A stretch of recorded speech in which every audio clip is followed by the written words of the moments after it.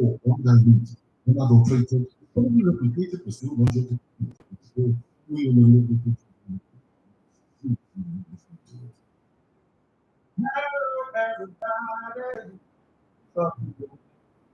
I'm going to listen to Elizabeth TV radio. Yes, sir.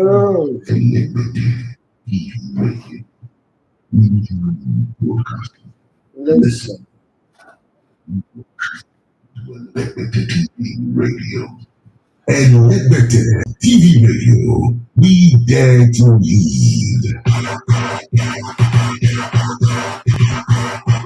This is radio like you never heard before. And Liberty TV Radio, the best in entertainment and sport. This is radio like you never heard before. And Liberty TV Radio, the pathfinder for radio. Very good.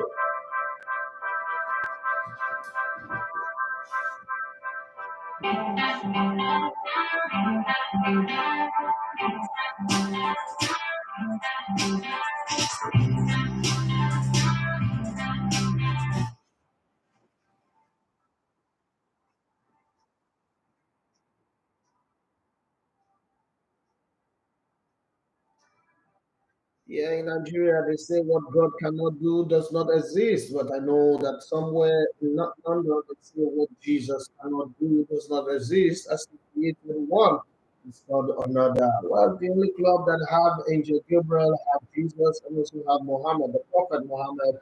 I wonder why they are not winning. You have all this in your boat and you're not winning. And maybe you can go to the Gaza Strip and fight him back.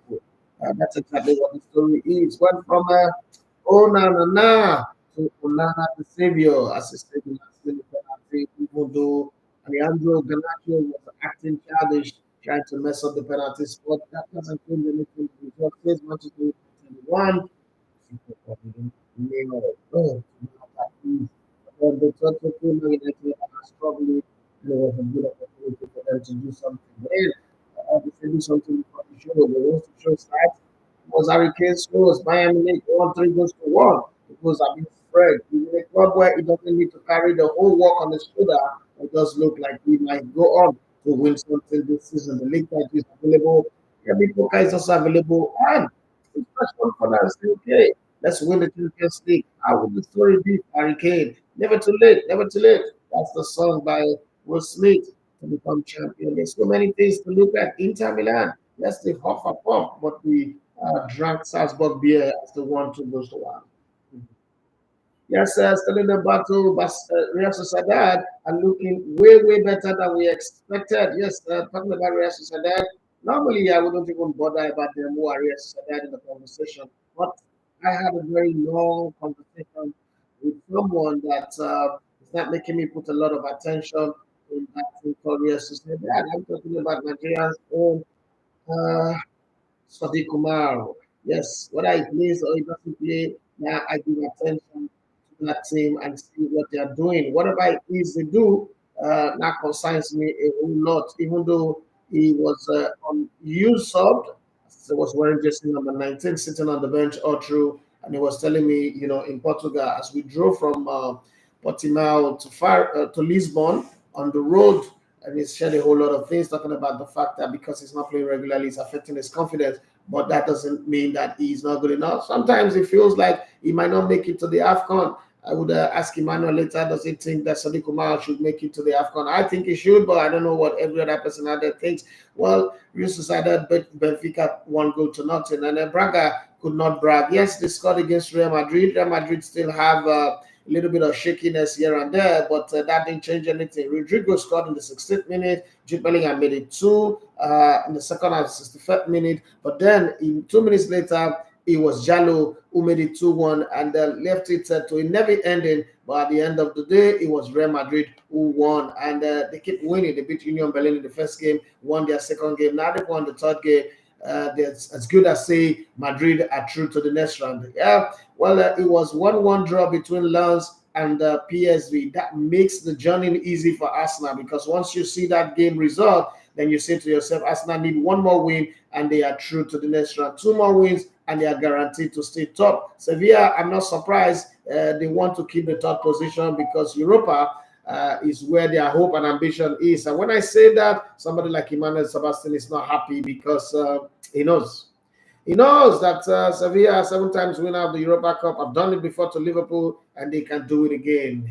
He has done it before. He will do it again. If you go to church, you know that. So Manchester United beat FC Copenhagen at home. It was not an easy game. In the days of yore, the days gone by, Manchester United, FC Copenhagen, you'll be looking for 4, 5, 6, or 7 goals to nothing, or even 8. But these days, they have to, do the sign of the cross and I do like they are no Espirito Santo to make sure they get a win out of this. And then Sevilla hosted Arsenal. Only 2 clubs from England have gone to Spain to win. Arsenal is one of them anyway, but have gone to Sevilla to win. Only 2 English clubs have gone to Sevilla, to win. And Arsenal made it the 3rd team to win at Sevilla. It wasn't easy. Gabriel Jesus provided one, and they scored a corner that is so beautiful. You'll be wondering, how did he bend that ball into the net? Well, that's football for you. Berlin, when they qualified for the UEFA Champions League, one song that was in the mouth of everybody was, how did Taiwo Awoniyi miss this opportunity and go to Nottingham Forest? Well,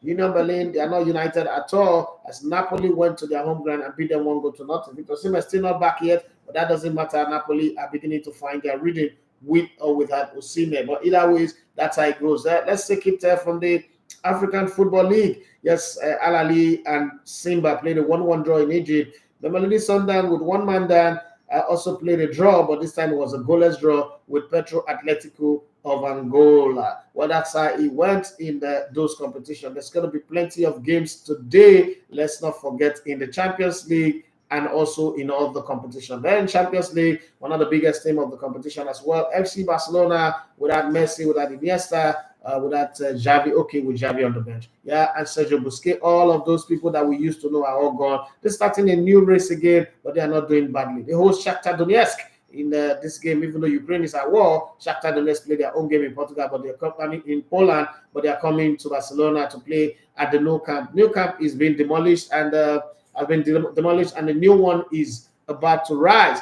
from the finish of the demolition. Well, Feyenoord will host Lazio tonight, and the Royal Antwerp, I'm not sure there's anything that's going to be royal about this one, as they host FC Porto. Celtic will be hosting Atletico de Madrid. I don't think that Celtic will lose this one. Atletico Madrid will lose this one. Newcastle will play Borussia Dortmund. The bookmakers in England says that Newcastle are going to win. Not only that, they bet on them that they will get all the way to the semi-finals. I don't think that they are doing the right thing in hyping them high, but wait, if you don't hype your own, who would hype your own? At least Newcastle are not forgetting to number their jersey properly. Newcastle are not also making a mess of their traveling arrangement. Newcastle are also not lying to their fans that they refuse to give them landing authorization, but they are doing everything right over there. Newcastle hosts Borussia Dortmund, Paris Saint-Germain hosts AC Milan, RB Leipzig hosts Red Star Belgrade or Sevna Zvega, whatever their name is. Young boys would test their might of being young against the experienced defending champion Manchester City, who are not firing on all cylinders anyway. Well, Ethiopia will host Nigeria today in the Olympic Games women qualification, and DR Congo will also host South Africa for who qualifies. Emmanuel will have a whole lot more to talk about. My name is Idafi Matias. You love to call me the Logo on the Sports. With me in the studio today is Emmanuel Sebastian, and I'm going to start off straight off. Yesterday we saw the good, the bad, and the ugly of Gabriel Jesus. The good is that he created. It's called a good. The bad side of him is that he created a sublime pass to score, and then the ugly is that he got injured. Whether it's a thigh injury, it's a knee injury, it's a hamstring, I don't know. But does that point to the fact that Arsenal needs to sign a striker? Because when I hear the name Edin Ketia, I get pissed off. Okay, does Arsenal need a striker? Good morning to you. Good morning to everyone who is tuning on the show. It's another beautiful day to be on the microphone. Some brilliant action we saw yesterday in the Champions League. And talking about Arsenal, like you summed it up, Gabriel Jesus.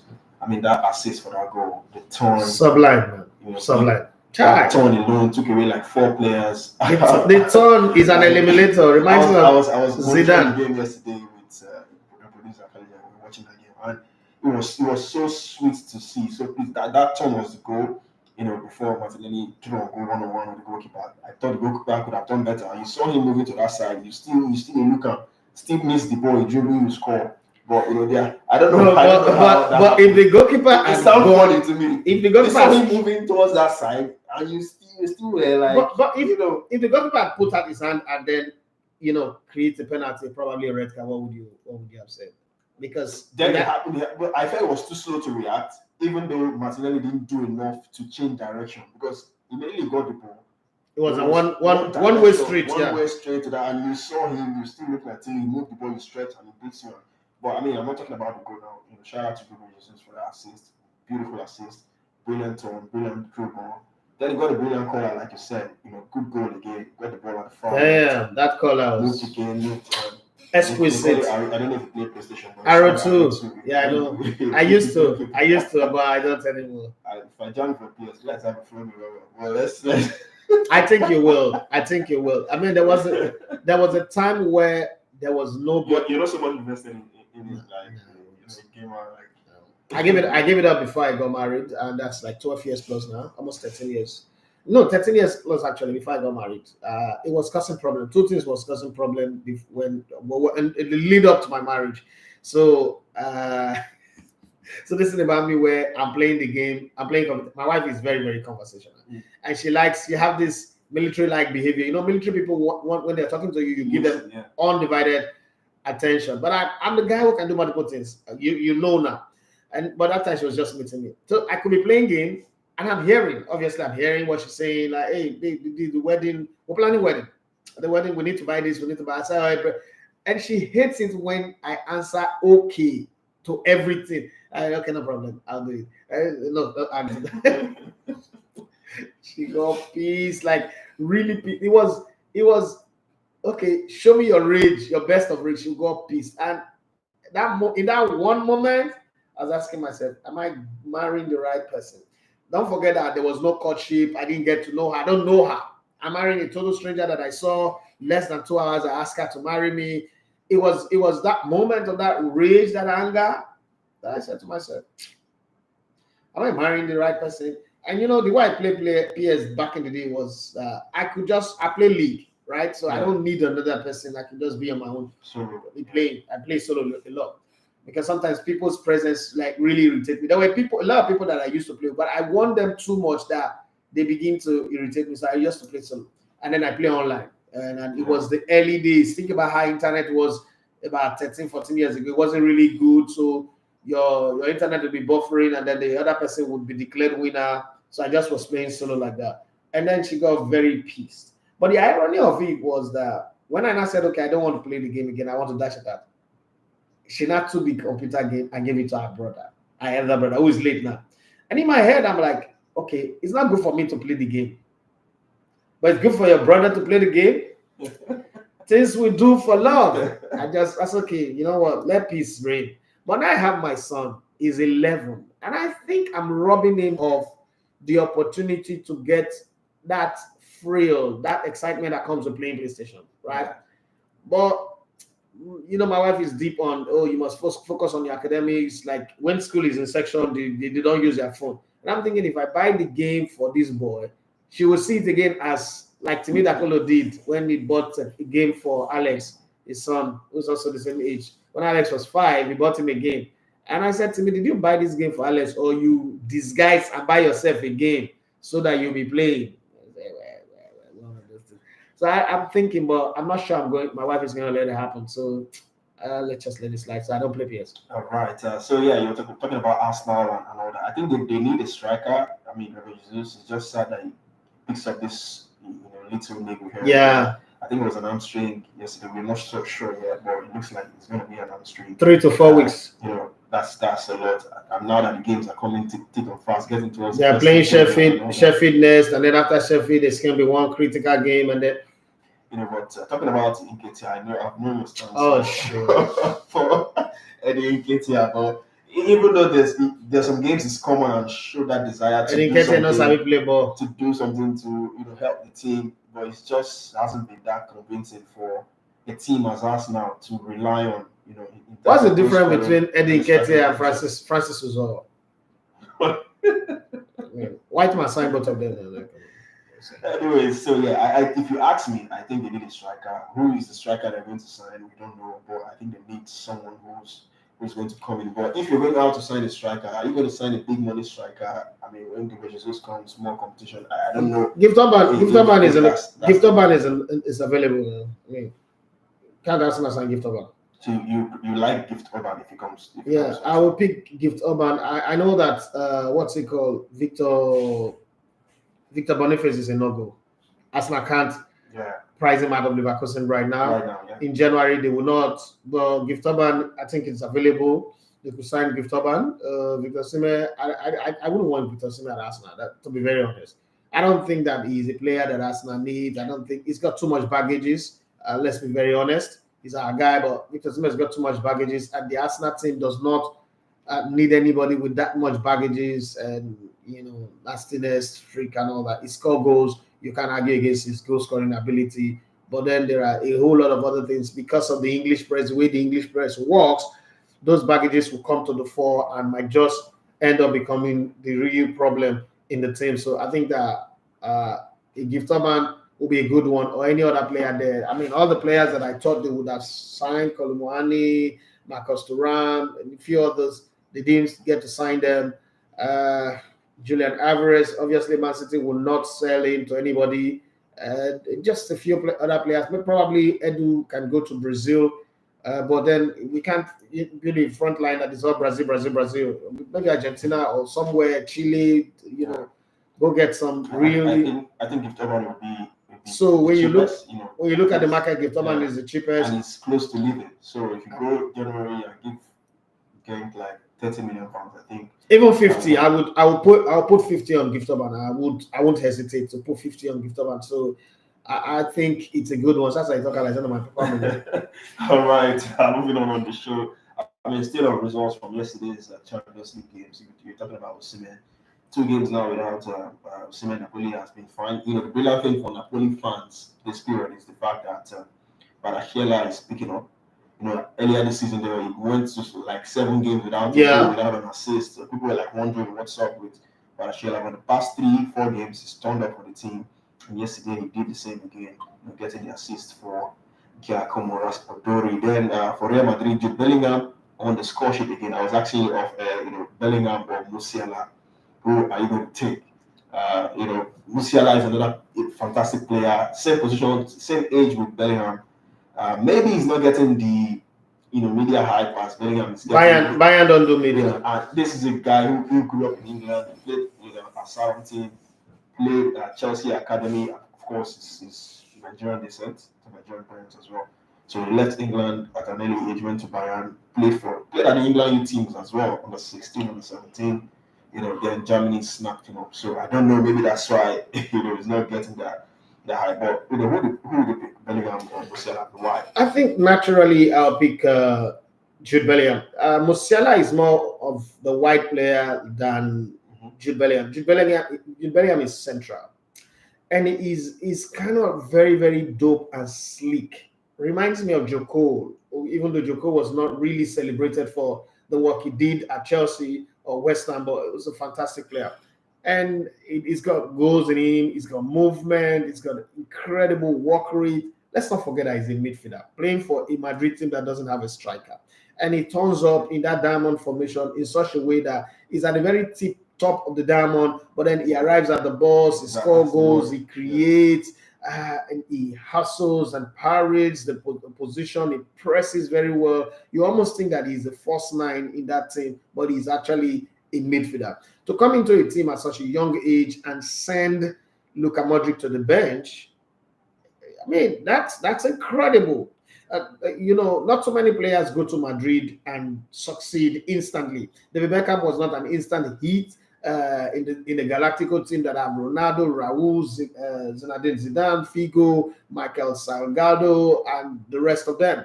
And he took his final season in the club to win his title with all the demons, all the problems that he had, and going to the MLS.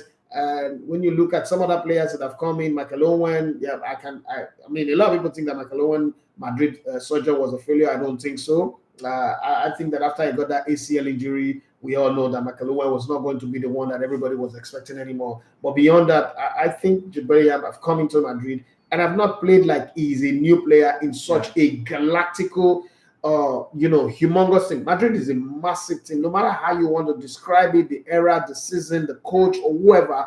But to step into that team from game one and do what you've done the way that he's done it. Remember, Beckham's debut was against Mallorca. They were beaten by Samuel Eto's goal. And it took some time for him to get in, his home debut. He scored that goal from, was it Carlos or Zidane's cross, or whoever crossed the ball. But, when you look at the situation today, Jude Bellingham is just different. He's unplayable. Musiala, this is not to take anything away from Musiala. Musiala is a good player. But even in the Bayern team, there are a lot of players that are ahead of him. There's Serge Gnabry, there's Leroy Sané, there is Eola. But today, I think it is Jude Bellingham's team. And you're walking into a team that already have Vinicius Junior, Rodrigo, all of these guys, Toni Kroos, the Croatian man, Luka Modric, and you see come and become the number one. He's the prima donna of the team right now, and he doesn't come with baggages. He also performed for the national team when he goes to England. So the game against Italy was awesome. So I think for now, I'll pick Jude Bellingham because it gives you way more than is expected. If he doesn't score goal, nobody's supposed to blame him. But he plays, he creates, and he scores. All right, talking about Jude Bellingham, just to put things in perspective, since he joined Real Madrid, he's played 12 games, scored 11 goals, and provided 3 assists. So that's 14 goals contribution in just 12 games. Yep. I can't remember a Real Madrid player having this bright start to life right there. Not even Zidane or Figo. So, massive one for Jude Bellingham. And talking about Jamal Musiala, was also on the score sheet yesterday for Bayern Munich against Galatasaray. I mean, the only positive for Galatasaray is that Panenka penalty. It's just so orgasmic when you see, a Panenka penalty delivered so well. Credit to Mario Icardi for that one, but they went on to lose that game at home. Icardi would always be Icardi. It was so sweet to watch that penalty. Yeah, I met it on this journey. I met a Turkish journalist who was talking about Icardi, Galatasaray, they would do this, they would do that. Invited me to come over to Turkey. I told him I'll come to Turkey, but naturally I don't go to Europe in winter. Nothing in this world. You can't give me anything to make me go to Europe in winter. So let's look at next year from March. April, there's space for my window, I'll come in. All right. So it was a 3-1 win for Bayern yesterday. Musiala and Kane, brilliant combination for 2 of the goals, with both players returning the favor for each other. Then the big one yesterday, the biggest talking point was the United game. Another home game for United. They lost the last one against Galatasaray, but yesterday, 1-0 win, and 2 players that have been, bashed along, talking about Maguire. Maguire with the goal for United, and Andre Onana with a late penalty save to keep the clean sheet and to preserve all 3 points for United. What played through your mind when that thing happened yesterday? I think the irony of it is how the English press have managed to protect Maguire. Yeah, and they've shielded him, even though the fans do differently, but the media have shielded him so far, and it's up to him now. I don't think that it's in modern football. I don't think that there's any player that have been given enough chance to redeem themselves like Harry Maguire. And good enough, he got a goal yesterday. He needs to find the consistency to make it happen. Yeah. But Maguire is, in the real sense of football, is one mistake, one game away from calamity and disaster. So he's had a good game against a team that, let's be very honest, this is Manchester United. I don't know when Manchester United players see Copenhagen and then they begin to bother and be afraid. Okay, but having and at home again. Having said that, the current Man United, the way they play, the way they huff and puff, Man United is not known more for sex scandal, player fighting coaches than the real football on the field. So look, let's judge this Man United. And in that regard, I think in a single game, in the merit of the individual game, we'll say that they both did well. Absolutely fantastic performance. I still think that Ten Hag does not make the right selection in his team. I think that he picks players based on their names and their brand instead of the form of the players. And sometimes he just gets the selection right, but some other times he does it upside down. But having that said, kudos to Onana. Saving a penalty is always for me a brilliant thing because at that point of the game. Good, because you are left with little or no chance. This is like a gun to your head, and they say run, and then the bullet be faster than the bullet. It's not easy to save a penalty.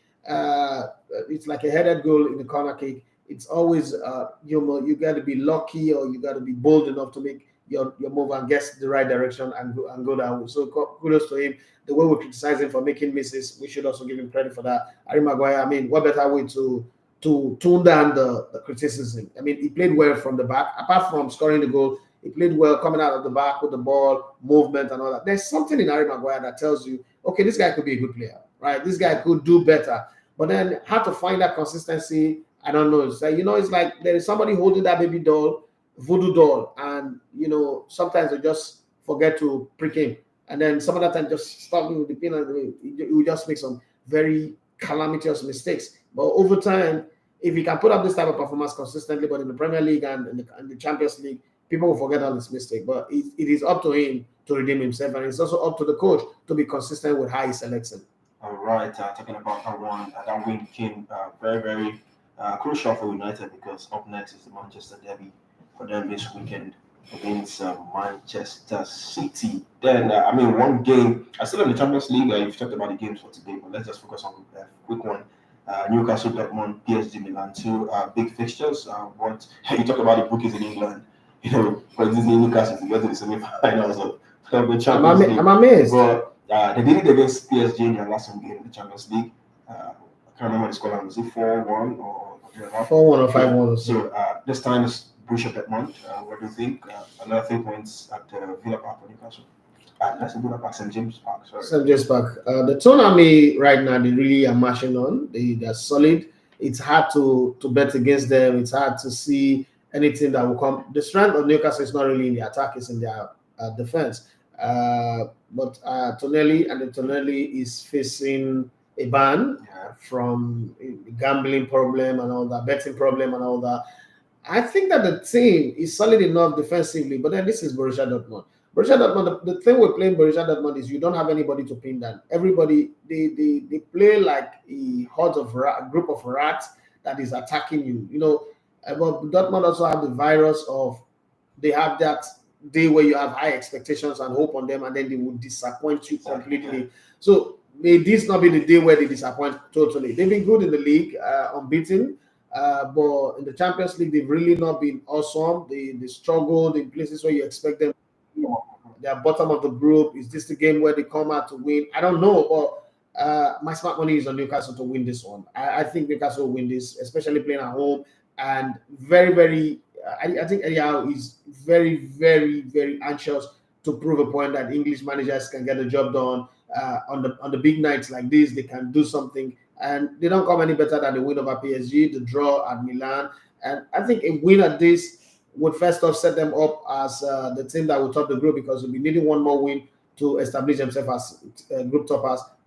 What better way to really end the Champions League group stage before we move into next season, which is the league stage. And remembering that 20 years ago, this team went all the way to the semifinals. It's just something to think about and say, well, the squad they have right now, ain't nothing stopping them. They are the team that can go that far, but it's up to them.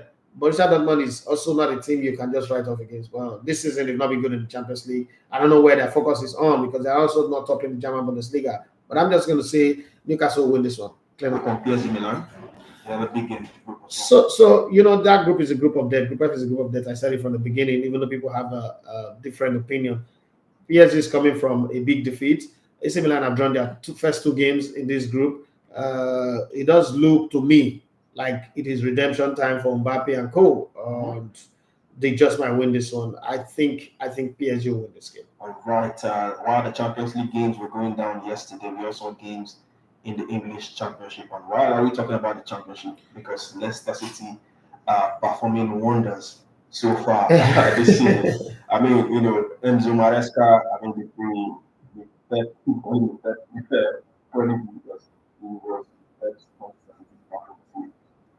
But are the Pep boys not doing incredible? I mean, Carlos Queiroz didn't produce coaches that came out to do what Carlos Queiroz was shit at Real Madrid, yeah. And after that, no, none of his proteges really stood out. Arsene Wenger, nobody, Umpataka, didn't produce anybody that did well. But I mean, Pep Guardiola has been coaching now for less than 20 years. and it's produced coaches that have gone on to really stand out. From what's his name, the guy at Manchester United, Eric Ten Hag, what he did with Ajax, to Mikel Arteta at Arsenal, the current coach at Leicester, and a few other ones that we're not even mentioning. I think that Pep Guardiola produced some good coaches for football. Whether we agree or we disagree, I think that Pep Guardiola have changed the way football is played. All right. So it was 1-0 for Leicester yesterday at the King Power Stadium at home to Sunderland. I mean, that victory put them in the history books. Third side to go through of the first 13 games in the English that's not in tier. I mean, while we're talking, we have our Nigerian brothers there too. So we're happy for this run of form. We're happy. And as it stands, I mean, if they don't get promoted to the Premier League next season, I'll be very, very surprised with the rates they are going. It's still a long way off, I but I understand. think the promotion is something that is in the card. Yeah, It's in the that's conversation. for Leicester City. And yesterday's game, 1-0, like I said, Kelechi Iheanacho played from the start. And yeah, he didn't get on the score sheet, but good to see him in action. But what is quite surprising yesterday was Wilfred Ndidi was not in the matchday squad. And we hear, according to the manager, in quotes relayed to some Leicester City sources, he said with Wilf is tiredness, something a little bit more than tiredness. So he needs some days, or we don't want to take risks for them. But he went on to hint that he could be back with the squad on Saturday when he travel to London to take on Queen's Park Rangers. But I mean, big one for Leicester City. You know, how does this excite you when you look at the fact that we have Kelechi Iheanacho and Wilfred Ndidi right there at Leicester City as well? When I saw when Leicester got relegated, and I look at the way Madison had gone, the other guy, Yuri Tillemans had gone, and a few other players were leaving, I was worried for the Nigerian players because I was saying to myself, "There's no money to sign big players, in the championship, and then you're losing all your best players. How are you going to survive? How are you going to get this down?" But we got this coach who came in, changed the way they play, changed the way they eat, changed a lot of things about the team, and it was left for that to turn into results. You know the thing about a losing team, when you fail, it's easy for a coach to come in and bend the rules and tell you, "Oh, you must do this, you must do that." So you have no brand to say you're a big boy. If you're a big boy, why did you get relegated? And I think the players also fell in line, and they're seeing the result now. You know that the result is like this. I think that it's a good thing. Yeah, I would have still loved Kelechi Iheanacho or Wilfred Ndidi to be playing in the Premier League. But to be very honest, what's the use of playing in the top division if you're going to also be battling relegation again? What's the use of playing in top division where sometimes you'll not be playing regularly? But if you're playing regularly in the championship, getting matched, and then your key players on the team, you're winning, and you're on the course to get promoted back to the Premier League. I think that's a good one. I'm happy for them. I mean, no matter how much the Nigerian player does anything, you want to see them play regularly, and that gives me joy and happiness. The fact that they are not key, and some part of the Wilfred this game have changed is his loss. This is the things that people have been asking. He doesn't shoot that much. He doesn't create assists. He's just sitting back, breaking play. Back in the day, defensive midfielders got praise for that. Makalele, he's got only one goal in his career. Got praise for that. I mean, times have changed. The game have really evolved so much so that you as a defensive midfielder have got to be involved in the attacking play more than even the defensive play. So for me, I'm happy for Wilfred Ndidi. I'm also happy for Kelechi Iheanacho because it's on the new league now, and he's also playing under a coach who loves respect and appreciate him. So let's see how that goes. Okay, so yeah, so the last 5 games for Leicester City up to yesterday in the score sheet too. Those two players in the form, Jordan Sachs, the Leicester City. Yeah, so guys, let's take it away from here. Yesterday, we're going to preview. We've got a few messages to read. Okay, so I want to take those messages before breaking. Let's just take those messages. There's practically no message on Instagram to read, just kind of stuff. Coming back to the Nigerian League, I'm sure it's like one of the things that I've loved, and it's what I prayed for. It's what I put in all the work that I put in for. That the league should attract engagement, engage conversation. In my opinion, I don't know about you, but in my opinion, I think that the people who drive the what's it called, Mikolo, the fans of Sporting Lagos, Rainbow Stars, the Plateau United fans, Rangers as a team. Rivers United is one team that I feel embarrassed.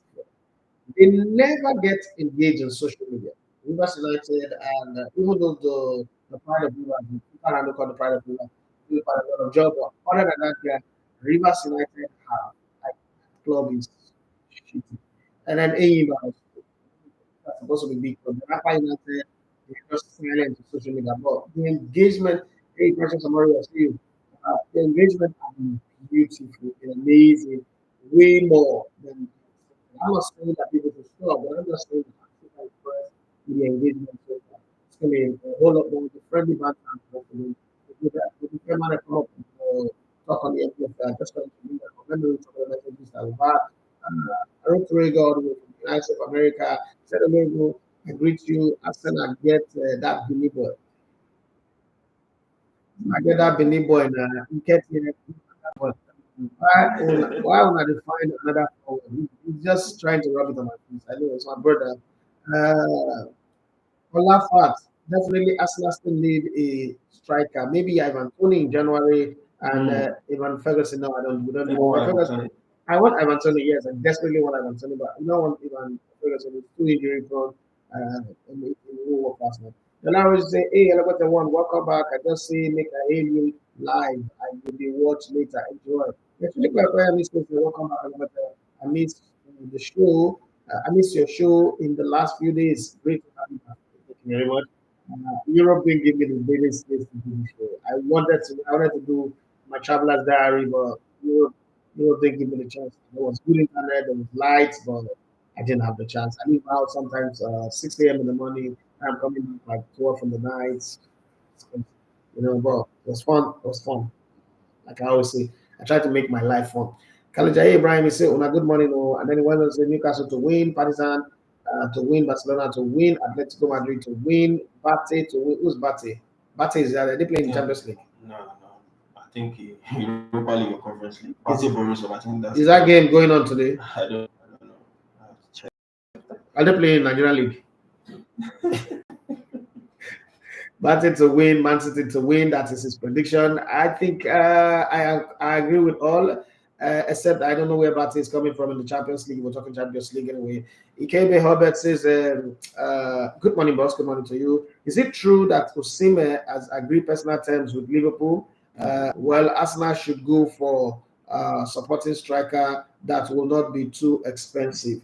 I don't know about that story, and I saw the story. I saw the story. Where it was coming from. I saw the story yesterday, and I was laughing. I was laughing because Liverpool have the most number of strikers in the Premier League, and they're already not using some of them regularly. So where's Osimhen going to come play? And I don't think that Osimhen fits the style and system of Liverpool. Yeah, so yeah, it does press. It will fit the Genge pressing, but there's a whole lot of things that there's a lot of finesse and fluidity to have Jurgen Klopp wants his strikers to play that Osimhen does not have. Yes, we want him to be rated the best, the biggest. I think he should just win the African Footballer of the Year, maybe win a few other things, and we'll settle down and say, okay, this is the height. All the attackers in Liverpool are versatile.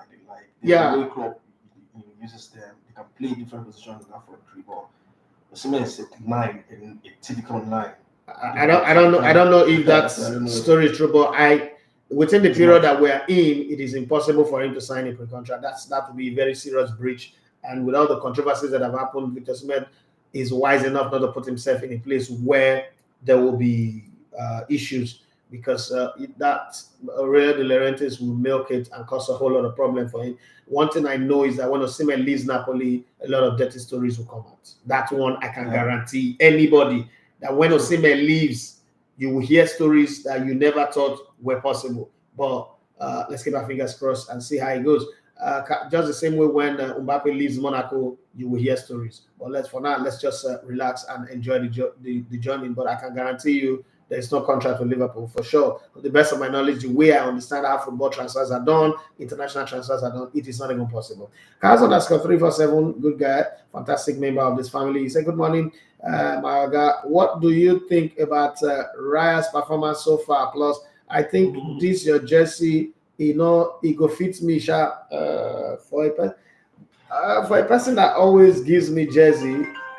I'm wondering whether I'm going to give you jersey now. But this is the one I won't give you this jersey. The reason why I won't give you this jersey is because it was given to me by the legendary, iconic Giovanni Eba. So I'm not going to give you. I'm not going to give out. I go wear this jersey till it goes here. I'm not giving you. I'm not giving anybody.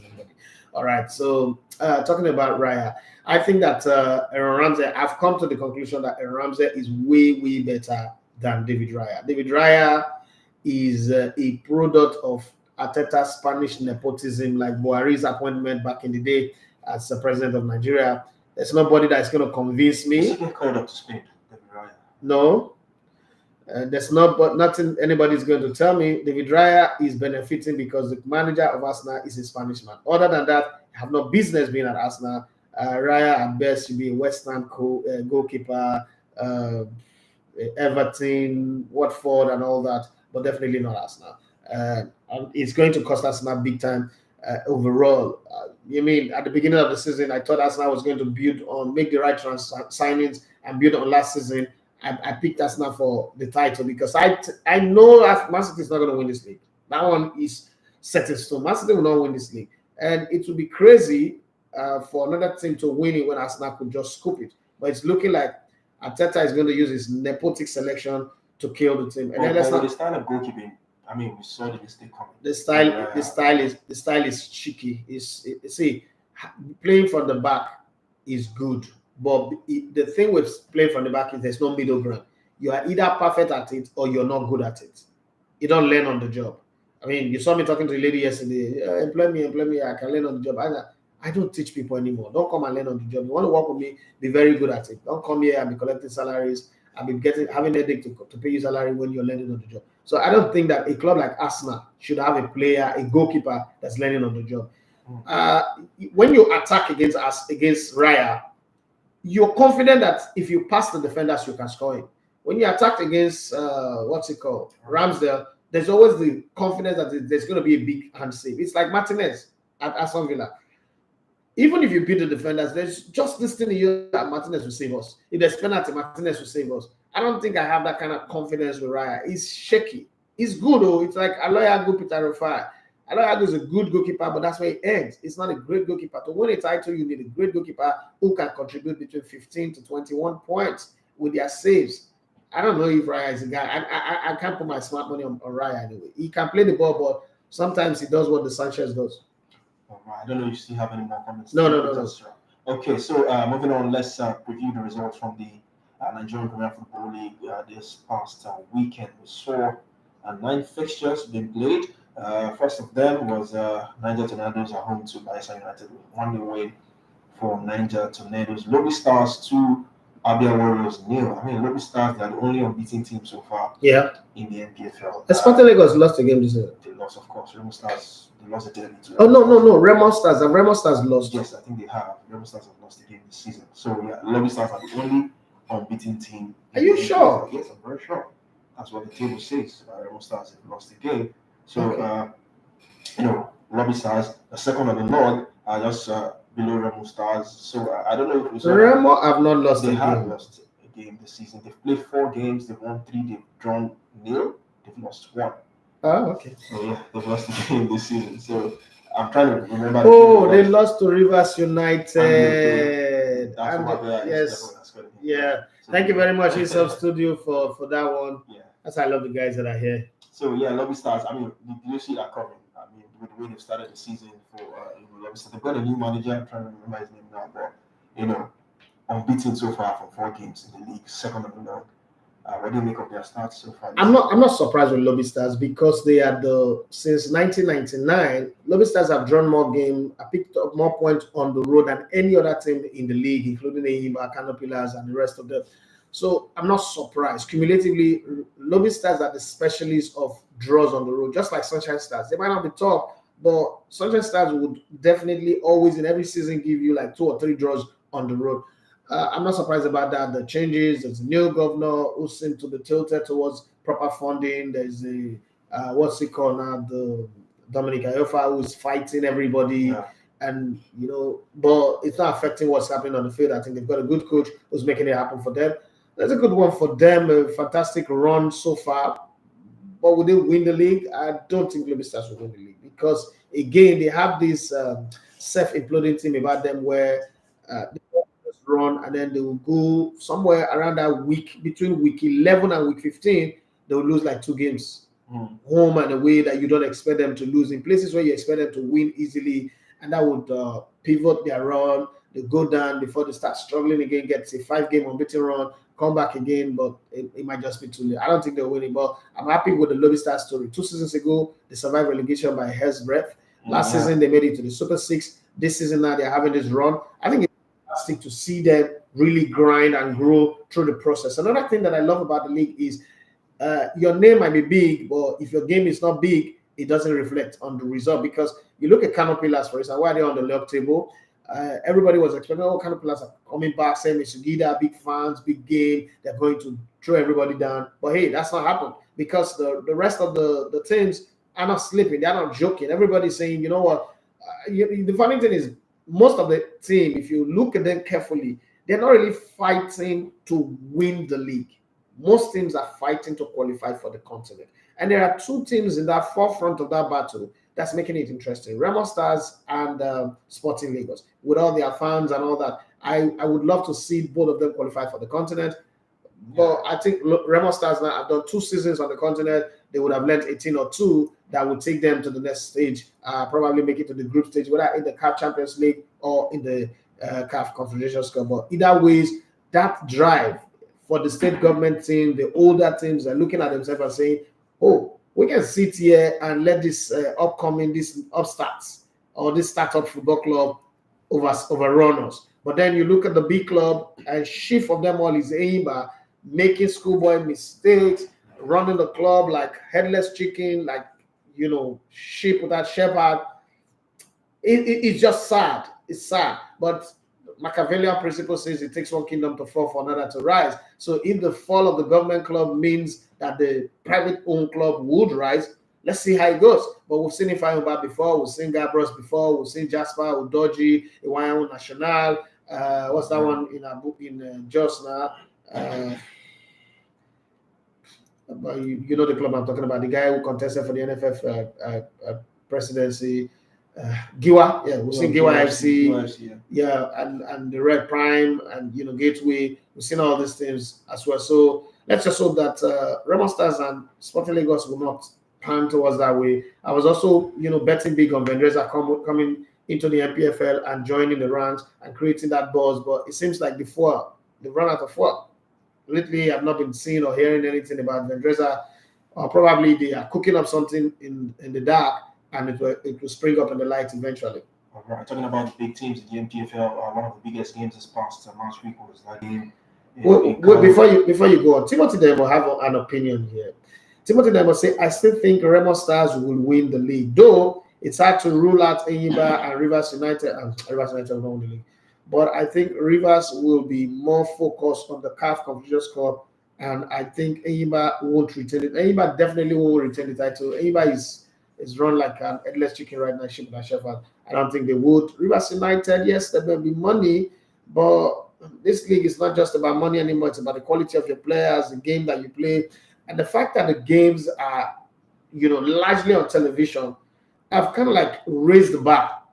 I mean, there's still a lot of improvement that needs to be done on the television side, but I think that what we have now, and if the start times part of it comes to play, it will take the league like 200 feet higher or 200,000 feet higher than where we started from like 2 seasons or 3 seasons ago. And just for us to sustain it is what is needed. And I like what people like Rangers are doing. We all are knocking them off, but I think that they're dark horse in this title race. When I was speaking to Amobi, I was telling him that it's too early for you to say you want to win this title. Maybe next season, but this season is pretty too early. But again, looking at the result, they want Aquara to get a draw. Where are they on the table? If you have the live, I have the league table here. I have the league table here. Rangers they're third on the log. Third on the log. So they're not far off. All they need is to put up a steady run, get like 2-3 away wins. 4 games, 2 wins, 1 draw, 1 loss. So if they can squeeze in a few wins here and there, Rangers might just be that team that people should watch out for. All right, talking about Rangers, talking about Rivers United. Sorry, they went away to Kano. They lost by 1-0. One of the big games this past match because Kano played against Rivers United. We saw the fans came out in their numbers for that game as well. They were entertained. Yeah. By who? Guess who? The man I told you I wanted to interview, Rabiu Ali. He got that goal, the winner, late in that game. I I mean, think it was his 110th NPFL goal. This man is 43 years of age. I think Still I captaining the I think side. I Still need gets to paid. I need to put a call through to him. The thing is to get you to Kano and have a sit down. I know he's not going to do a phone interview. He doesn't Yeah. like it. I know he's not going to do a phone interview, but I need to have a cameraman in Kano. I'm not sure I want to take the whole thing over. What I'm working within the league now is to have a network of people who we can call on in different states and help us do something. Like our basketball girl is going to Ibadan today. Yeah. I already know that there's somebody in Ibadan to take the clips there and bring it to us. There's no need putting everybody on a plane and shafting them to Kano. Businesses should be run with an idea to make profit, not just to spend money and not see the profit. But having said that, I think I would make that sit down for you, just like we make the audio one happen for you. Two Ajegule boys sitting down to talk, and you guys were forming like Ajegule is Las Vegas. Two idiots. Quick one on Rabiu Ali. What can you say about this man? I mean, I followed Rabia. So Canopilas, I almost signed for Canopilas. So there's just this small love for Canopilas. So I followed Canopilas from the days of I played against them. I used to love going to their stadium because as much as people think that when the stadium is packed full, it affects the away team. I don't think so. For me, I've always been a showman. I've always been a showman, and nothing excites a showman like an audience to entertain. So for me, Canopilas, the Sani Abacha Stadium was one of those places where you like to go to and play. Even when they're playing in their former stadium, they used to have a stadium before Sani Abacha Stadium. The stadium is always full, and that one, even the crowd are close to you on the sideline, you could be running and they are holding you. But it was just fun.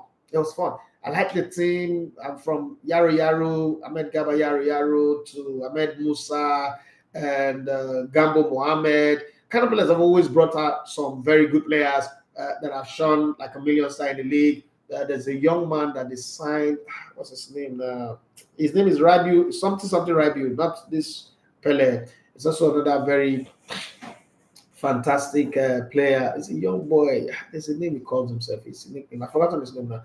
All of these guys are good. And I've watched Rabiu, Pele, as they call him. I've watched Pele come in consistently. He played with Alassane Ibrahim, if you remember, when Alassane moved from Aqua to Pillars. Alassane was in the Pillars youth team, then he went to Wiki, then he went to Aqua United, if I'm not mistaken. And I remember back in the day where they were playing together in the youth team. I was in Kano a couple of times. What people don't realize is this company actually started in Kano. There's just something about me. There's something about me and Kano that just, keep dragging me back there. And I've traveled around all the local governments in Kano State. And one of the things I like about him is his love. David Beckham's love for Manchester United. Totti's love for AS Roma.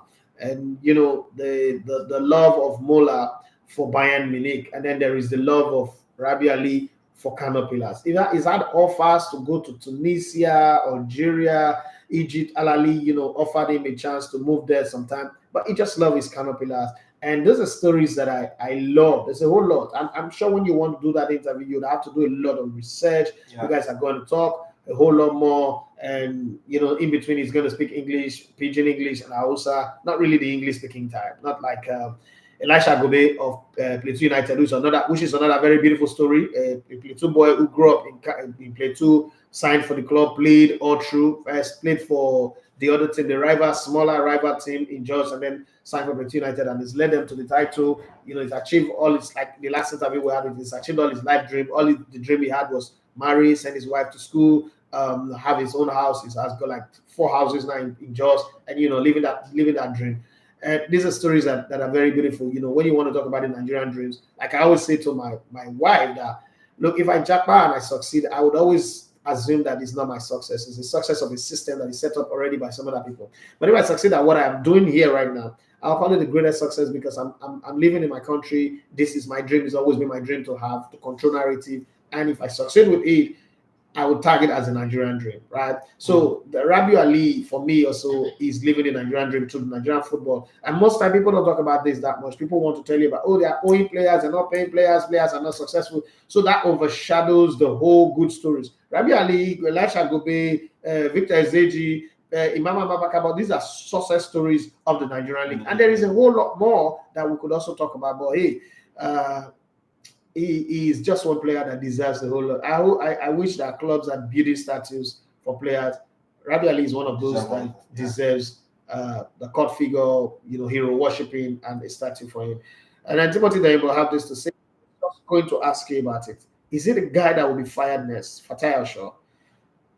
I think so. The people at Aqua United, the management have come out to release a statement that it is time to get results back on track. They played a new draw against Shooting Stars. It's been a terrible start for Fatai Shaw in the NPFL this season. They are rock bottom on the standing from 4 games, 2 draws, 2 losses.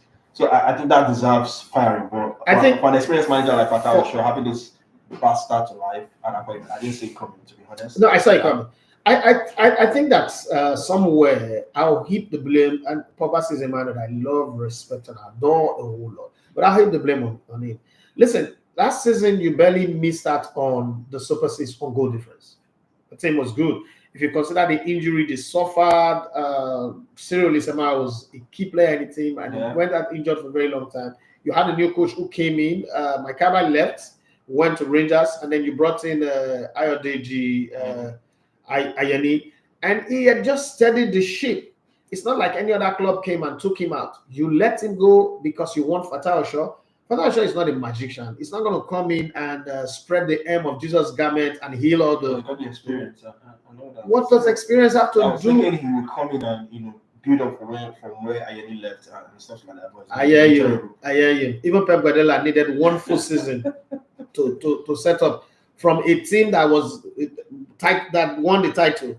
Not like they were at the bottom of the table. A team that won the title, Pep Guardiola needed 1 full season to get his army marching. I think that it was a mistake they made when they fired Ayodeji Ayeni. And so you think it's a mistake to fire Ayeni, or yes, a mistake to bring in Fatai Shaw? It's a mistake to fire him, and anybody that came in was a mistake, because the mistake is already on. You should have left him to build on what he ended with. But now they brought in Fatai Shaw. Now you want to fire him again and bring in somebody else. Who are the available coaches that are there? You're going to bring Coach Ayere from Dubai to come coach. You think Ayere is going to come? Or we are going to Olumide?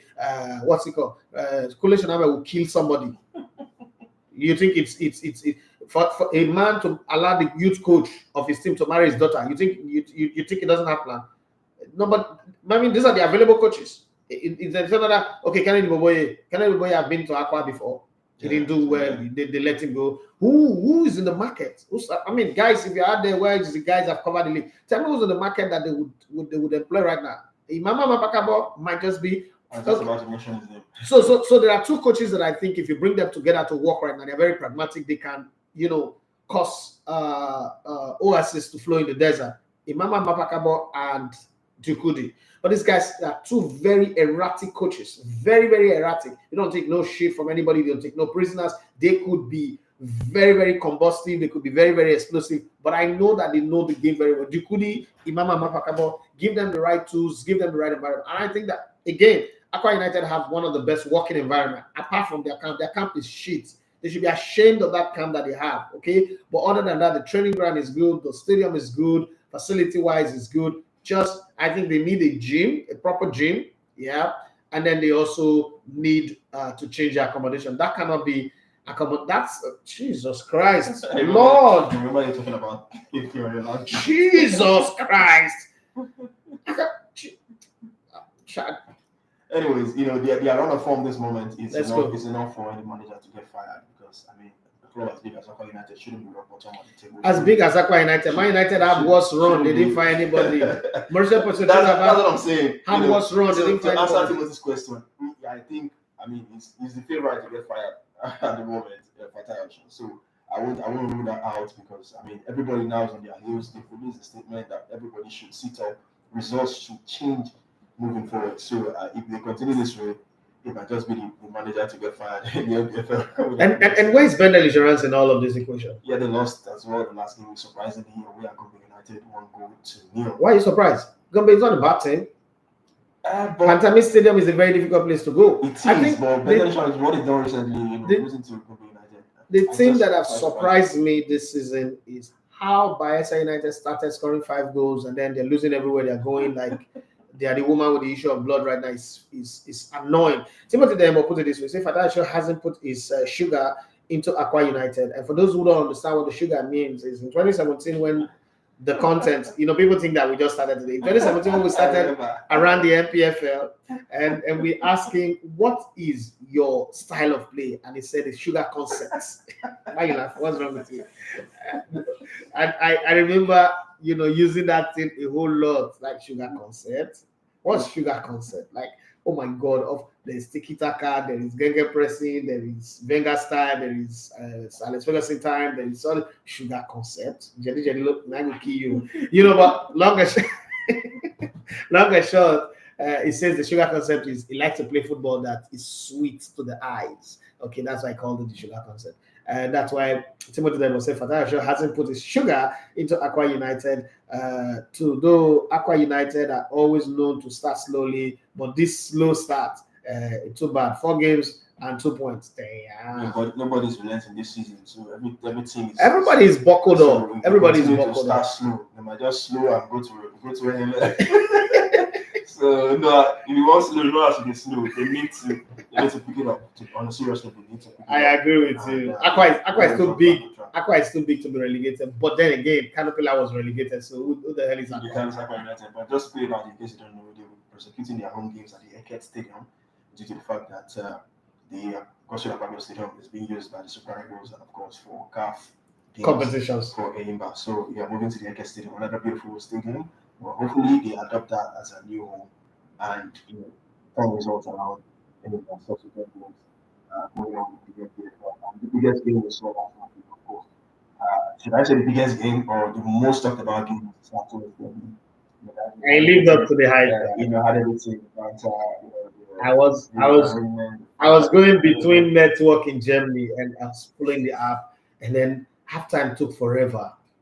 Yeah, I had to come up because the bus we were on. We had another bus. That bus didn't have internet, and then we finally got to the stadium, the Olympic Stadium. We went from the Alliance to the Olympic Stadium, and then when the second half was still not started. So I thought probably the game had ended. Maybe the time difference, I don't know. And I reached out to apologize. Every damn for both the game, but it was everything from my end of following it. But you guys were here in Lagos. How was it like for you? It was a wonderful game. Wonderful game. They blew up at the fact that I mean, a lot of said about Sporting is fun. So the fact that they were able to carry that some of the funds from Lagos to focus our buses to complete their fans to the stadium. They added spice to the game. I mean, and the social media rivalry banter between these two clubs also, helped in the build-up for the game. Fans were looking at this game and looking at the fact that Sporting Lagos, they did it twice against Remo Stars in preseason at the Super 8. So Remo Stars are looking to get one over Sporting Lagos, and that also lived up to the game. So the excitement was wonderful. I couldn't be at the weekend, but I also followed the game. I was, in the middle of all the banter on Twitter. I was enjoying it, even though some Sporting Lagos fans were trying to take it too serious, take it to heart, and all that. But it was fun. They're young clubs, so their fans are, and I love a bunch of young people. Yeah. But the banter that I loved the most was when two Remo players were used. They were dancing, and then the script on it, unbeaten, no good score, nice maker. They play, my fans. They play, and the song, behind it as well was kind of added to the banter as well. So these things are good to see, even from Daniel Okumode. Is humor, cheeky humor, and cheeky jazz, added also extra spice. So but it was wonderful. But there was one man that everybody kept complaining about. It's my friend, great guy, boss. But I'm going to say I wasn't there, but the complaints was that Oga Hariwala. Yes, we will talk about it. What a man! Oga Hariwala was busy trying to gag people from asking questions. And I'm going to say for me, Hariwala has been like a big brother that I don't have, or that I have that is not there, but this one is there. Is looked at for this company. Like, I don't know anybody who's done more to try to say, oh, if there's opportunity, you should be here, you should be this. And anything I do is always coming and say, man, this is what you should be doing, this is good. I wish I was in a position like it was still in Glow. I know he would have put some very good money on my project. So I got mad respect for him. But for the league to grow, I think media gagging is one of the things we should avoid. Coaches should be asking any questions. Players should be asking questions. The job of the coach is to respond well. I've always said that journalists are not trained to ask you nice questions unless they are doing PRO for you. And if I'm doing PRO for you, I get paid. If you're not paying me, I'm not coming here to rob you, massage you. My job is to ask you stupid questions, and it is up to you to show intelligence and respond well. That's the reason why I did that video 3 years ago to clap back at Fanika. Fanika have never offended me, never done anything to me. But when he did that into that journalist, and that boy was left to dry, and other stupid journalists were just sitting down there moping, looking. Like, look, even if I was in that if I was in that room that day, Fanika didn't go hear from me. It's not what's the worst he can do? He go walk me out of the house, I'll come up, but he go hear from me. And I couldn't stand it. And I think that when coaches are being asked, what do you have to say about the referee? Nobody, I repeat, nobody, not even the FA president, not anybody have the right to say, no, you can't ask that question. I think that shouldn't be part of it.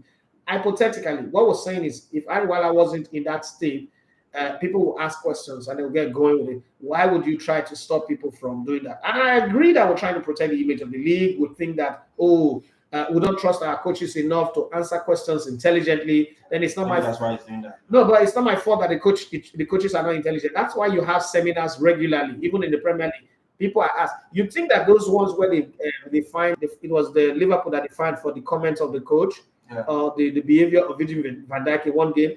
These are ways for the league to also make money. Let the journalists ask them questions. If the coach respond against the ethics, the code of the game, then find the club. That's not a problem. But to now come out and be guarding journalists, I think that for me, it's a step taken in the wrong direction, and it will not work well. And before people say, that he does not always comment on this type of things, because there is guys and people there is on their payroll. No, I'm not on anybody's payroll. I run my business myself with my own fund. If there are people on my payroll, is these fans, these people you see on Instagram or YouTube who are commenting, spending their data, their time, even against all odds, against the time zone. People who call me and say that, take this one for fuel, take this one for data. Those are the people that I'm on their payroll, and they're not complaining about my show. So for that, I think it's the only thumbs down for this week. Even though I wasn't in Nigeria, but I follow the league religiously, is Hariwala trying to gag the journalists, because it's catching media WhatsApp group. I'm even begging some guys, take it easy, don't take it out on this man too much. He's also worked extremely hard, because you can't throw away the good that he's done. He's worked extremely hard for the league. He's pushed the league. He's it's not by accident that everybody that has come in, whether it's Obaseki, whether it's the great Karabo, and I like to put the great and respect him, or Sheudiko, who's also done incredible work, who's laid the path for what we are enjoying now. And the GTI people, Elegole, is also been there. There must be something good he's doing that has kept him consistently in all of the dispensations. But having said that, I don't think media gagging, we should not be afraid that something will go wrong. We should also allow the banter, allow those type of questions. One of the biggest things that happened to Nigerian football was the interview with the Vendor Insurance manager after the Continental game. Yes, football is about participation, not about winning. It's the highlight of the season, because if you judge traction, that's the biggest traction that we ever had. Funny enough, it wasn't a league game; it was a Continental game, but it meant well for the league. The league needs all the traction that it needs, and like I've always said, this league needs character, both in its players and its coaches, because every league, that's what you see. The league that does not have characters always die quick. So if we want to survive in this world that is built around media buzz, and then sometimes we need controversies, for as long as it is not fans invading stadium, we need all those kind of erratic coaches who will come out and say, that's why I am praying so hard for Imama Abubakar to have a job, because that one will not hold back. He will talk in mind. And you find him, no problem. But it's good for the media. And all the stories does not need to be positive all the time. Sometimes let's have some nasty, dirty stories. It's not a big deal.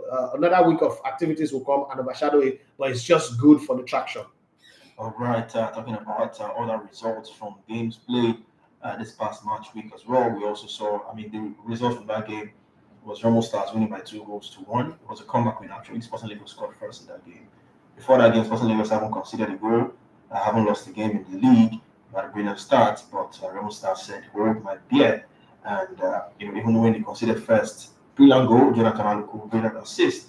But Remo Stars, came back playing at home for the support of the fans. It was raining at halftime. They had to wait. The halftime break was longer. To wait for the rain to.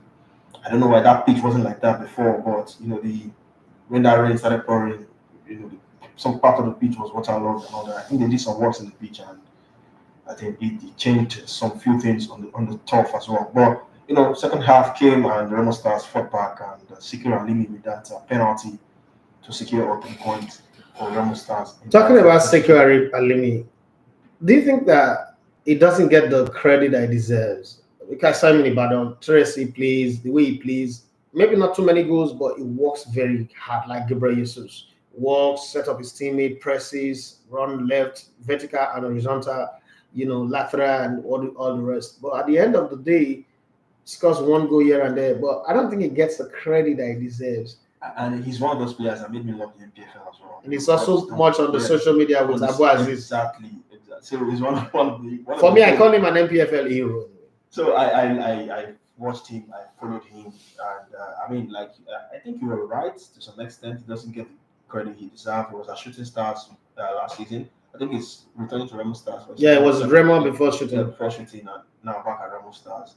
If you look at ambassadors of the league, you could put him up there. And I hope moving on, he gets that credit he's been long due for. So I love the fact that he got a goal. Play for a team like Remo Stars. I want to look at it. They are not one of the biggest teams in the NPFL, but they are a team on the up. What they've done in the last couple of years, and he's experienced. I think he's the most experienced player in that squad since they lost. Ifeanyi Anemina, the guy who's played for him, but who's also has team to the Super Eagles. So he's the most experienced player in that squad, and since Lukosa left. And I think the whole squad will benefit from his experience, and hopefully moving on, he gets the credit he deserves. But he's an ambassador for the league. He's should I say veteran? I don't know, but he's a young veteran. but he's like somebody called me a veteran journalist the other day. I was shocked. But you're not young now. How did I become a veteran? You get there. So, some you're a veteran, bro. What would you call Charles Anazodo, Kodore Nakena, Larry Zamoji, all of those guys? Anyway, is veteran actually by age? I think it's about longevity, Sha. Man, it's going to be 20 years next year. That's a lot. So I don't think it has everything to do with age. No, it made me feel old a bit, like veteran just now. Like this guy that was just driving in Falomo the other day and made a bet that I can talk on radio. All right. For those of you asking, what does the top 4 look like in the NPFL? 4 games played. Apart from few teams who still have engagement in cup competitions. Yeah. Remo Stars, top of the log, 9 points on 4 games, followed by Lobby Stars, 8 points on 4 games, and the Rangers 7 points from 4 games. Shooting Stars in 4th, it's 7 points as well from 4 games. So it's pretty tight. The first 10, just should I say 3 points separates the first 10 on the log. So early days in the league, this might still change come the next game week, but there's some big boys at the bottom. Aqua United, top of them. Boys, Aqua United, bottom. Bayelsa United, second from bottom. Enyimba, third from bottom with 2 games. Yes. 3 clubs that have won the league. So at different time. Heartland as well is there. Rivers United is there. So like I said, these are going to change as the season progresses because some of these teams have played 2 games lesser than the other teams. Moving on, let's talk about Enyimba. Yeah, before we talk about Enyimba, let me ask you. You've been in this covering of Nigerian football now since 2017, right? Yeah. What's the highest point for you? The highest point has to be when I was in the stadiums the last season to cover games. Getting up close, to the games and being on the commentary box in these games, being on pitch side. I think that has to be the highest point for me. It was wonderful, and that's it. Covering the league, and we want the publicity. The league and permit me to use the word young sport broadcast journalist now. Do you see yourself being? There is this. I don't know if you do it, but I do it at all. There is a trajectory. You create a chart and say the way he build, the way I don't start the first 2-3 years on this job, at this number, multiplier effect, inflation, and the rest, I think I can be successful. Do you ever sit down and talk to yourself and say, you think you can be successful working within Nigerian football, both the Super Eagles, the players, and then the league? Do you see that happening? I see it happening. I mean, what has happened in the last couple of years, couple of months about the league. I mean, some journalists have made names from this league, from the very start of their career. Even though, covering the Nigerian league, you don't get that respect, more respect, because I mean it's the Nigerian league. No, I get the respect too. I get it from the fans' perspective. Some already think. But the fans also respect me. Maybe some fans just have it in their head that you're covering the Nigerian league, it's nothing, this and that. You tend to pamper some people, favor some people. Over the course of the weekend, while the Saturday was going on, I saw a tweet from Mr. Calvin, your close friend, Calvin. He gave credit to young journalists covering the NBA. Man, those young journalists are fantastic. It gave me goosebumps. I said, if a person highly respected as Mr. Calvin could, put out a tweet, give these guys the credit they deserve. I mean, talking about the young guys, the guys at the NPFL Touring Broadcast, the Joy, the Sammy Bam, the Felix, the Timothy Den boys in that league, Jay Sam, one of the best statisticians in Africa. And no, in Africa, honestly. Yeah, he's very good at what he does, Jay Sam as well. So, looking at these guys, and these guys have been doing it, should I say, I'm not going to say before me, in terms of the NPFL. Yeah. I learned from them as well. So, that gave me that goosebump, that good feeling that, okay, something good is coming, with these young guys. It's challenging the dissatisfaction you get with the way the league is run, stuff like that. You might look at it and say, where are we going from here? Stuff like that. But, you kept on going, keep on going, and it gives you that courage, that excitement that something might just brew up, might just happen in the next couple of years and all that. So there's something I want to put out, and this thing I'm putting it out because I got inspired by what I saw Timothy Dayimbo do, and there's this kid. I will still beat him, but it doesn't mean that if he does something good, you shouldn't say it. So it's not a journalist, but he's becoming one. He's becoming a blogger, and I think I like the way he does it. Raji Moshood, call him Rajezi. I saw what he did at the Sporting Lagos versus. Oh, I remember the guy. Yeah. One fair boy. It's been now. He won. Yes, it could be very. I want to use Jesse. Yeah. It could be very rude, but at the same time, he's a kid, so he's growing. He's learning. And he did a video story, a reel. In Lagos, I don't know, Remo Stars, Sporting Lagos versus, I don't know the team they played against now. Sporting Lagos and one team. And I like the story. And then again, because these guys, I pencil people down who are covering the league. Like, there's hardly any person who's covering this league that I don't know or I'm not following. I could just be following from afar, like, okay, is this a person that I can work with? Does this person fit into my brand? Would I need him if I start having sponsorship and I start having sponsorship and good money coming in, because I also want people to work with me for free.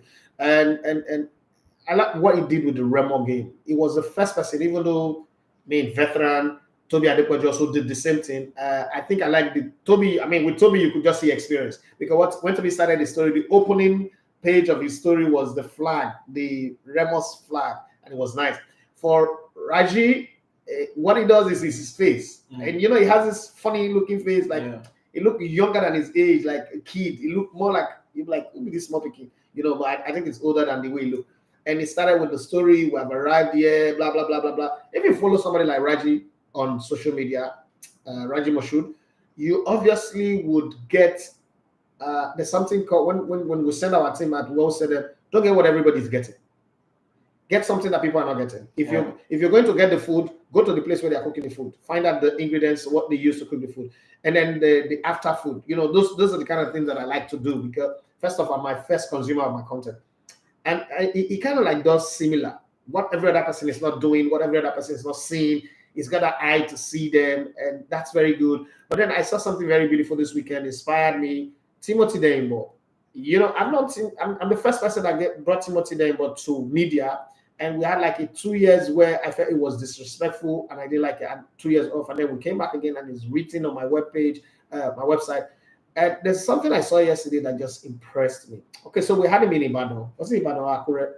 Akure, yeah. Okay, it was a pitch side Akure. I saw him and Mike the Pundit. One of the things that I used to dislike about Nigerian journalists covering the league is how they look.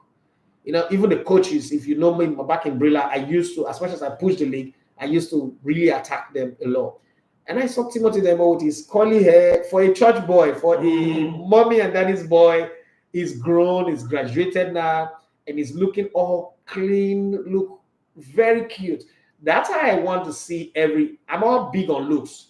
Like, if you work with me, you know that already. That if you work with me, the rule number one is when we show up, the whole people around should know that we're there. It's not about money, it's about appearance. Football is a show, it's a game of appearances. And I don't care who you are, whether you are fasting, you're hungry. When you're coming, put on your Sunday best, dress well, clean up your shoes, wash it, smell good when you appear. And I saw that picture with Timothy Dembo and Mike the Pundit, and I was saying to myself, yeah, this is what I want to see. Same way when I see Joy Ojabulu and I see a few other people. The guy with statistics doesn't look it anyway. Statistics people, it kind of remind me of Fami Fashiture back in the day. But I just think that this young generation of journalists that are covering the league, the MPFL Tori guys, the TSL, the Sports Lounge guys, the crew, and what they do for Sporting Lagos, they are the Happy Corner Kings. And I think Remo Stars. I still think that Remo Stars, the media people can do a whole lot more, but they're doing great. And I don't think that the league has been covered. Like the last time I saw the league pump up this type of energy was when Unuka Rabo was in charge, and a lot of people would never understand the things that Unuka Rabo did to inspire young people to cover the league. I don't think anybody can ever hit that height. Maybe I pray that people get to that level, but I don't think anybody can ever hit that height anymore. But I just hope that they do. And it's been fantastic. Talking about the Nigerian league always gives me joy. One, somebody, when I traveled, I came back yesterday, and somebody sent me a message that now that you've gone back to Europe and seen things, would you want to jackpot? And I said, no, like, it's not for me. It's not, this is not a question of, I'm fronting. But it is just knowing that if I go to Europe, I will do some of the job that I do not plan to do in my life. I'm not being arrogant, but I don't big pass some things. I don't care how anybody says it. I'm not going to give you motivational speakers line of saying no matter how hungry they for bush, lion not go eat grass, because there are some lions that will embarrass you and become vegetarians. But the truth is, certain things I will not do. I'm not go fit. This is me not talking. I'm not talking down the job that people do, but SC organizer not go fit. And I don't have the skill set to go and begin to argue, to go and work in some executive offices, tech offices in Europe. But here, the impact of what I do is going to be felt for eternity. I'm looking at what people do now with grassroots clubs and the whole social media. I will beat my chest. I say I started this thing, this trend. This is me, and the whole push the MPFL. I might not be the one who started it. A lot of credit will go to Luka Rabo for that. But I think I joined the train and I galvanized it. I'm not going to leave that one and go and sit in Europe and jumping from one train to the other. I was in Paris and I saw young people going to work as early as 5 a.m. in cold. Man, I love this country. This is the place. All right, moving on the show as we gradually move. I've given you more than an hour on the show, but let's move on. Let's talk about Aimba this time around. The drama continues in the CAF African Football League. They lost that first game. Of course, we all know that jersey issue. Yeah. Just covered the whole excitement of the African Football League being played in Nigeria, in Uyo. And moving on from that, the team traveled to Morocco for the reverse fixture. And it was supposed to be played today, but it's been moved to tomorrow. Now, Aimba put out a statement that the contingent didn't make the trip to Casablanca for the return leg of the competition as early as scheduled after the Moroccan authorities failed to give authorization to land for a chartered aircraft from the MM airport here in Nigeria. So, they went on to say that they returned back to the hotel after spending 6 hours, in the aircraft and stuff like that. But, people from Morocco have come out to debunk that. So, this, has to do with logistics and all that. So, let me just read the website. FRMF, that's the Moroccan Football Federation, released. They said, the Royal Moroccan Football Federation rejects and categorically denies the false information relayed by certain press articles reporting a so-called non-issuance by the Kingdom of Morocco of landing authorization in the Kingdom of the charter aircraft of Nigerian club Enyimba. So what they're practically saying is it's a lie, it's not true. Let me say this. Unless Enyimba can show me a video of their players in an airplane for 6 hours, that again is a lie. It's not a line that would allow that to happen. That's one. Beyond that, and there's another part to that story that I need to clear. I travel. I've worked with teams. I know how logistics works. Nobody's going to come here and put up his front and we will buy it because there's a Nigerian team. Let's just kill Morocco. No. I'm not being anti-Enyimba, but Enyimba should look for better lies to tell. The same way they told us a stupid lie about that jersey number. They tell it. When they said it, I told the person I was with, I was like, the person that sent the story to me, and I said, you know they're lying, Sha. You the travel, you know that this is a lie. First off, how do you board a flight that you don't have landing permit for? Were you hoping that while you are now in the plane, what God cannot do does not exist, will not happen, and they will not say, come and land? Is that what you were hoping for? A plane chart is flight plan. So if a plane does not have landing permit, why is that plane lined up to fly? Where are they flying to? No, you give me talk sense to me. I don't come out and put a statement like you're talking to some like some dumb people. We're not dumb. If you don't have landing permit already, wait till you they go board flight and sit down for 6 hours. Now your papa get the flight. Now your training camp. Now Enyimba already, from when Enyimba won the league, they already know that they're playing in the CAF competition. So the fixtures was adjusted in such a way that they needed to play their CAF Confederations Cup first. CAF Champions League first before this one. All the travel plan, everything, the fixtures have been released. You know what the fixtures are like. All your travel plan needs to be made. Even Super Eagles that use charter flight, before our own matches, once you just know the place where you play your next game, you start making arrangements. Because another person's airspace is sovereign. It's a sovereign airspace. As Russia, they do RISO. They know where they are playing, they fly rich. Not to talk of you and him, but when nobody know. You think you just jump into a plane and fly into another person's country. It does not work like that. Or if you don't want to use that one, and then if you use commercial flights, because they will go through the headache. But then if you're using commercial flight, then if you don't book, if you don't do what they call group booking, you don't do your booking since now. People book tickets 6 months ahead. Talking about booking, in the statement, the last paragraph of the statement, they say they requested for additional information, but they didn't receive it. They received it at 6:40 p.m. and the following day at 8:30 a.m. Different times, 8:51 and 9:06, and they explained that. He points out that the procedure for granting flight authorization stipulates that any ad hoc request must be sent 72 hours, which is 3 days before. Yes. So you're sending information that morning that you're taking off. Who you think every other country is as disorganized as you are?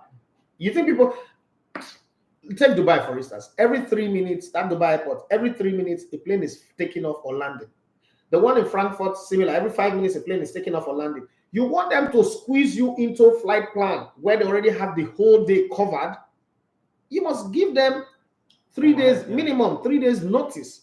And if you, they are even lucky that CAF shifted the game. Walk them over, I'm going to get out of the tournament, but they don't deserve to be there. Have the very disorganized team, you come and disrupt people's plan. And that same team wants to play the weekend. Now, they're supposed to play on Wednesday, you're not making them, they're supposed to play on Tuesday, you're not making them play on Thursday. And then it will affect their whole schedule. If it doesn't affect you as a team, it don't disturb other people's own. After all, you lost at home. So if you're looking for an excuse not to participate in the competition, get out of the competition and let the people who are serious play their competition. I think Enyimba has been shambles so far in this competition. When I tell you, I say just looking at to get the money and get out or something. Avoid ex-international by all costs to handle it, especially the class of 1994 to 1996.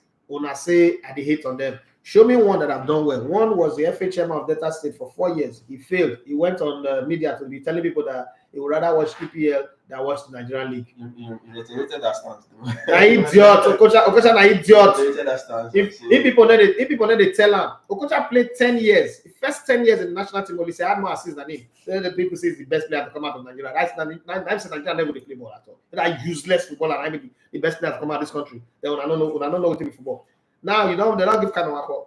The one where they use PT, give 1999 African Ball of the Year. They don't give a club to run now. See what they run. Tomorrow, they'll say, no, the NFF is not good because ex-internationals are not running it. Or is it the one that is praying for politicians to win election. So how much would you buy for now? I know I'll go there this morning. Let's sign out and go home. All right, the new date for that fixture, in case you want to know, is going to be played tomorrow, today, 25th of October. It's today 25th. No, that was the original. The new date is 26th. Sorry, 26th, so Thursday. 26th Thursday. That's tomorrow. It's 7 p.m. kickoff at the Mohammed V Sports Complex. Mohammed the Fifth. Yeah, Mohammed the Fifth Sports Complex right there in Casablanca. What's your UCL back? They go beat them. You shall be saying that. You never let me learn. They go beat them. No ask question. They go beat them. All right. So, but they're going to get their money from 2 games played, and make the money and take the money back home. Hopefully, that money does a lot. At that Abba Stadium needs to be.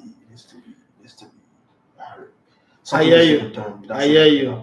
So hopefully that money does a lot. Sign out, money. Sign out. Anybody they irritate me right now. Set on the show today. I mean, that's always going to be our last talking point on the show today. For those of you who've been with us, it's been more than an hour on the show, and I want to say thank you. 1 hour 30 minutes. And I don't know if you have more comments. No, okay. There is Raji Mashud says 20 years not be played. You did the category of veterans, and I said thank you, sir. And then you made that my beloved, lovely, amazing sister, one person who's representing very well.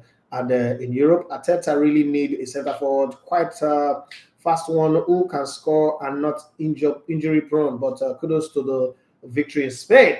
Right, that's where we draw the curtain on the show. Thank you very much, everyone. I know what Emmanuel is doing here. He's squeezing those days that I don't participate. This show is supposed to be 1 hour.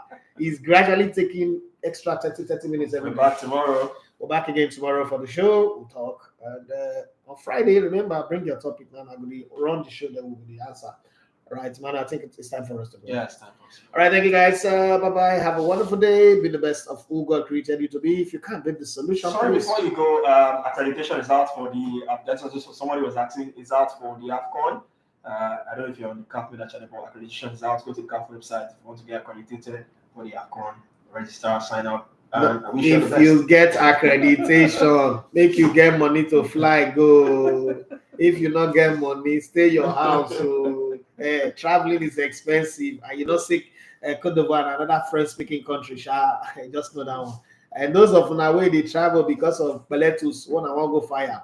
We don't see one picky where resemble Ronaldinho for South Africa. Una own go so come. I just top my mind. That question just came up now. Like his accreditation.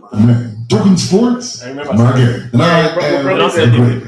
I love listening to a leg by Texas for undiluted, unadulterated. It's probably replicated, but still not yet replicated. It's sports.